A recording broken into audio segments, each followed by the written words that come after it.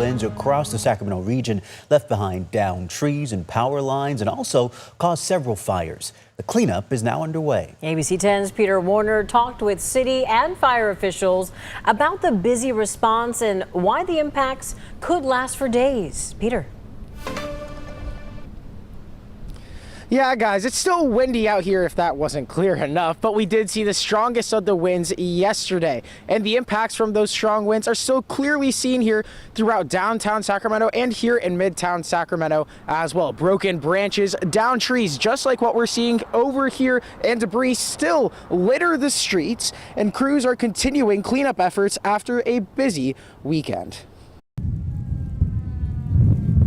Fire crews say Sunday was a busy one with calls for grass fires spiking across Sacramento. We responded to multiple grass fires yesterday. That's typical for us to respond to grass fires this time of year, but not so many. I mean, there was probably 10 times the amount of grass fires that we see on a normal day just yesterday. But for city crews, one of the biggest challenges has been cleaning up what the wind left behind. Downed trees, blocked roadways, and a major spike in calls for service. In just 24 hours, the city responded to around 200 calls. We normally would see maybe like that much in less than like over a month. Like we might see 200 in the span of a whole month, not 200 in the span of a day.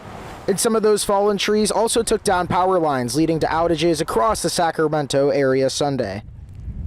Sacramento fire crews are often the first to respond to those emergencies before SMUD crews arrive. We saw numerous lines down calls yesterday for power lines. We don't want people around these power lines. They're still energized until proven otherwise. Ahead of major wind events, city crews do preventative tree trimming to help reduce the risk of falling limbs. But once the wind hits, officials say the priority shifts to public safety, clearing hazards, and responding to emergency calls. Going to take us a minute because what we do is when we're prioritizing safety of clearing roadways, we might move a branch or a tree that's fallen out of the roadway and just set it off to the side so that the area is clear. And because of limbs on the sides of roads or in parks in the city, we're expecting to probably be doing some cleanup through Thursday, and it's really just going to be looking at like just picking up a lot of the branches that have fallen.